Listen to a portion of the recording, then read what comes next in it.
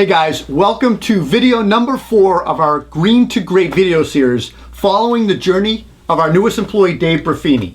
The premise of Green to Great implies my goal and Dave's quest of becoming a master of his trade. Mastery of something, whether it's playing a piano or carpentry, means having a comprehensive knowledge of the art and superior skills when performing it. Green to Great is going to follow Dave's path, and it's our hope to document and share that with you.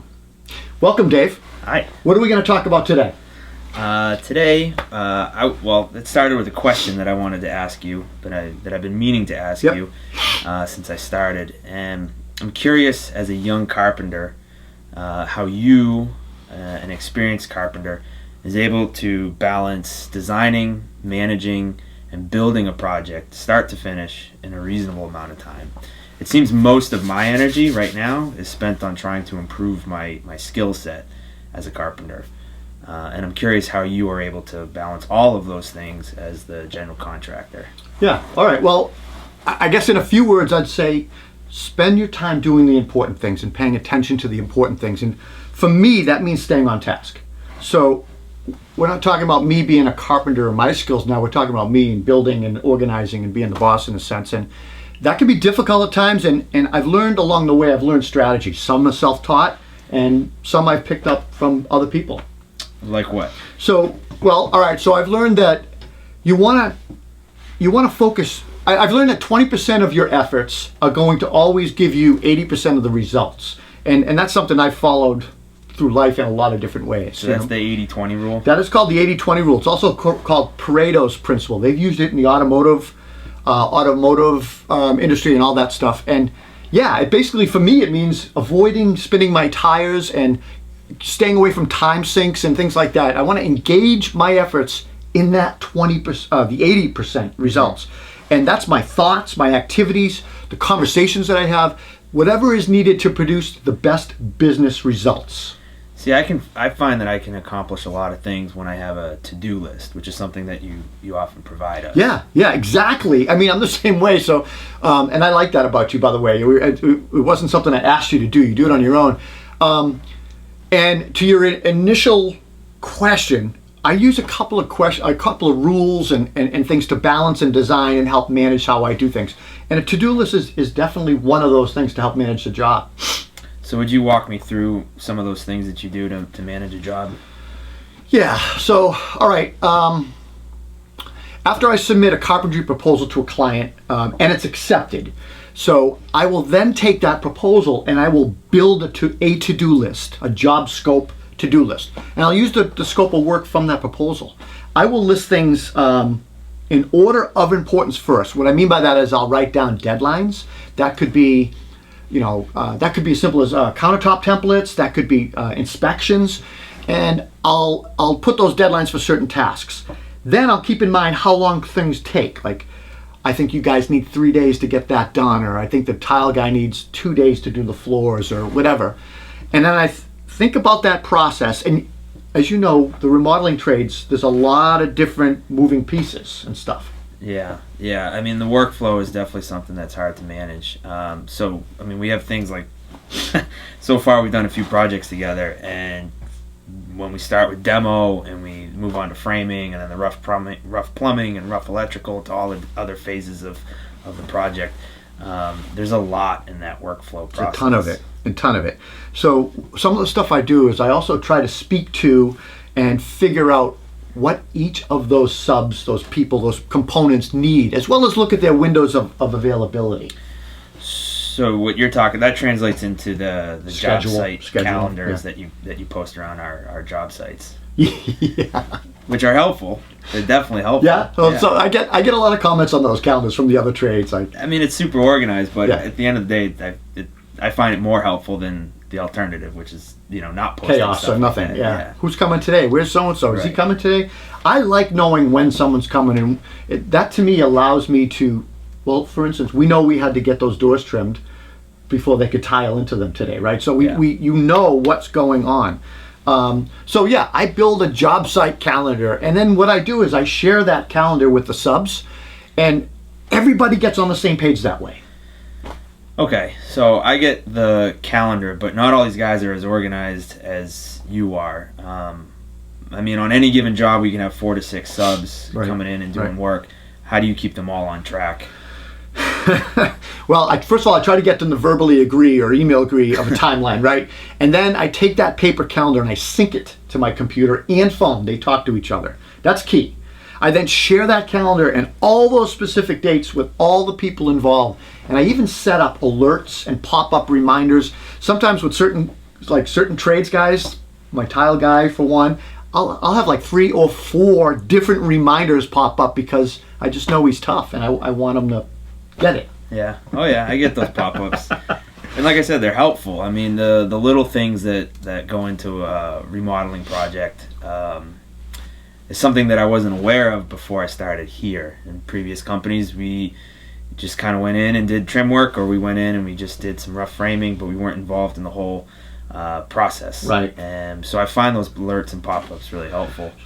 Right, exactly. And I think your old company, they just didn't share the vision of the job site with you and what the goal is. Or maybe the goal was evident. Kitchen needs to be remodeled, but all the periphery, all the side stuff that make that successful, I think it's useful for you as part of the team to know. If I run out to the lumberyard, or I get a business meeting or client meeting, or I got to be somewhere else, doctor's appointment, I know that you know what I know. Right. You know that at 10 o'clock the dumpster's being delivered. You know at noontime the client's coming from work to check in, or the cabinet person's coming to template something, or so. That's important. I think it's super important. I think it's critical to organize a calendar and use it, and also make sure that all your devices are synced up. So that I just think it's critical. Yeah, it's good stuff to do. Yeah, but that calendar isn't set in stone, is it? No. Well, I would like. Well, based on what you've seen, what do you think? It's a very good teacher move, right there. Yeah, I just reversed the question. I can tell you, just turn it right back on me. No, I mean, I think the projects we've done so far have been super organized, but those calendars haven't been set in stone. They're always fluid and moving to accommodate any kind of variables that pop up. So it's a guideline. Yeah. And I want to. They don't always know it's a guideline though. So you want the trades, the other subs, to know. Like for instance, our flooring contractor, Craig. If you tell him to be there on Monday the 15th, he's there on Monday the 15th. He pencils in, he makes it happen. If he has to stay late on the 13th to be there on time. Very rarely does he reschedule. Yeah. Other guys, plumber, electrician, they do play with it a little bit. And then sometimes we screw things up because we have to go take care of an emergency, and that sets us a day back, and then I'm calling somebody to set them back. So that flexibility has to happen, but it's a good guideline. I got it. Okay, so you've built the project, the subs are all scheduled, and we're in progress. What other things are you dealing with behind the scenes? Oh my God. Well, every day there is something to do. I mean, it's always like, the boss is leaving again. He's going to have coffee with his buddies. That's not really always true. Right. But, between dealing with scheduling, material problems, change orders, there's extra work that we find and do and have to bill for. I think the key for me is that every single day you got to stay on top of the job. You have to touch it every single day.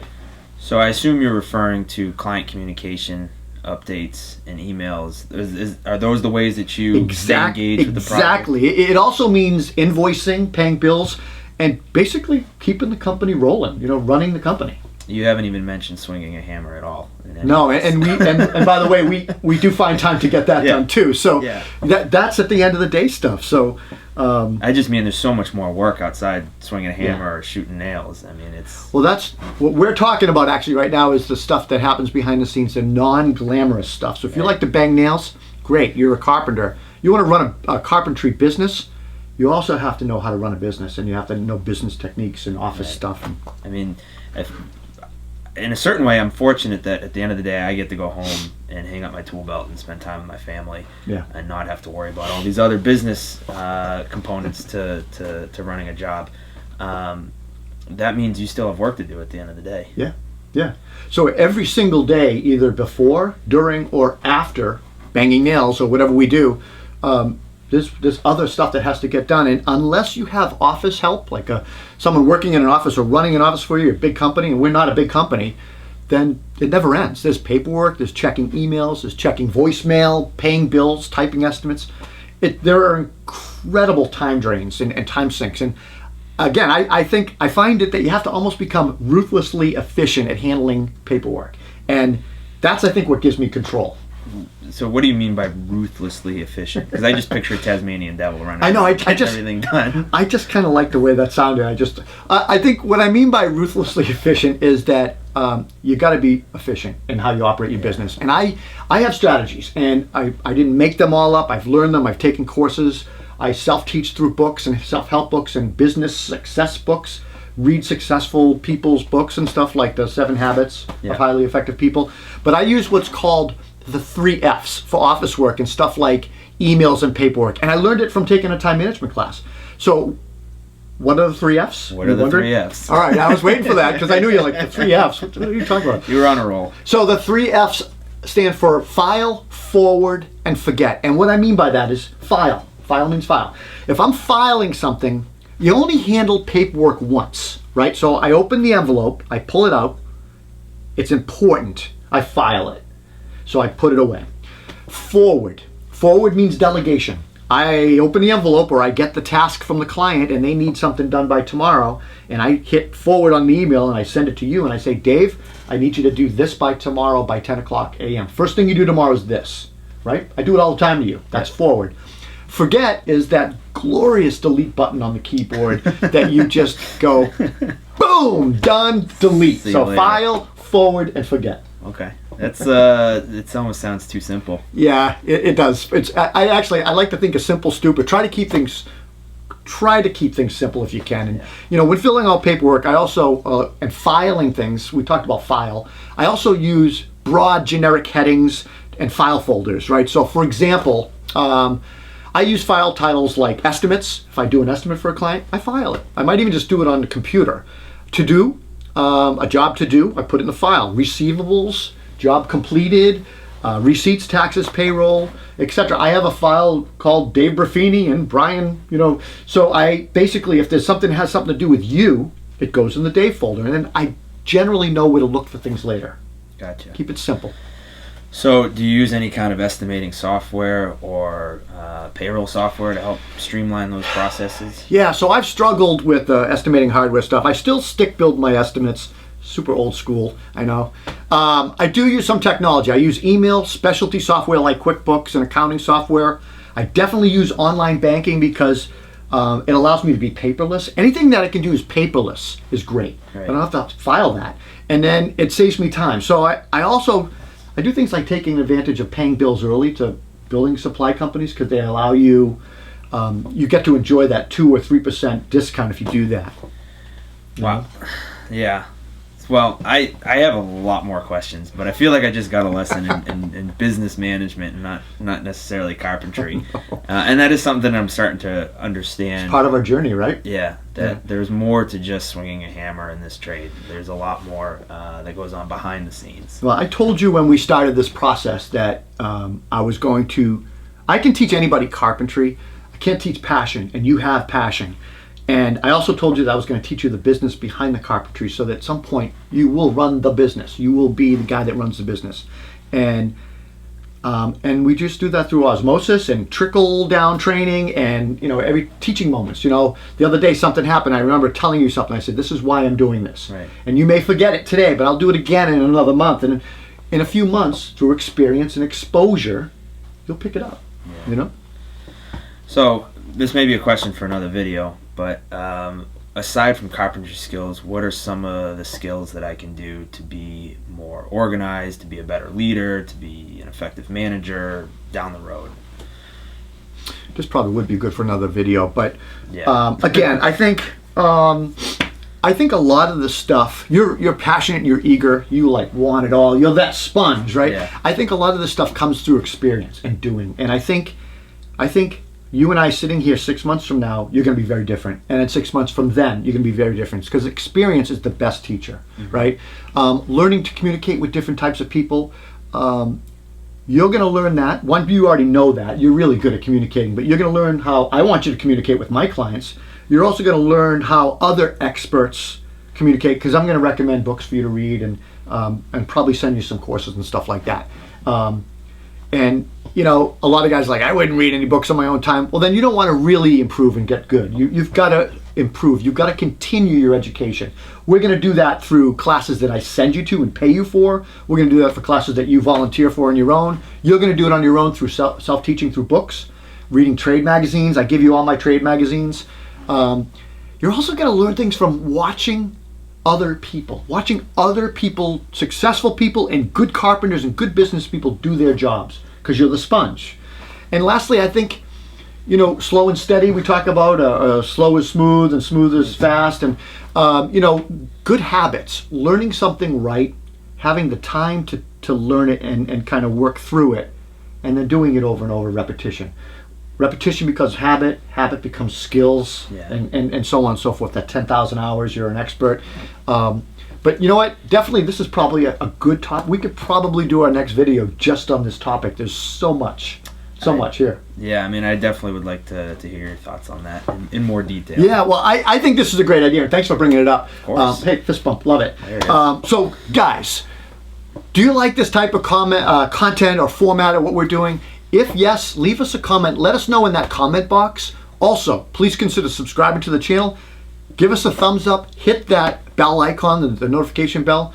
And like I said, leave it. We love the comments. We'll try to get back to each and every one of you if you leave a comment. I'm Rob Robillard. I'm Dave Brefini. And we'll see you next time here on Green to Great at the Concrete Carpenter YouTube channel. Take care.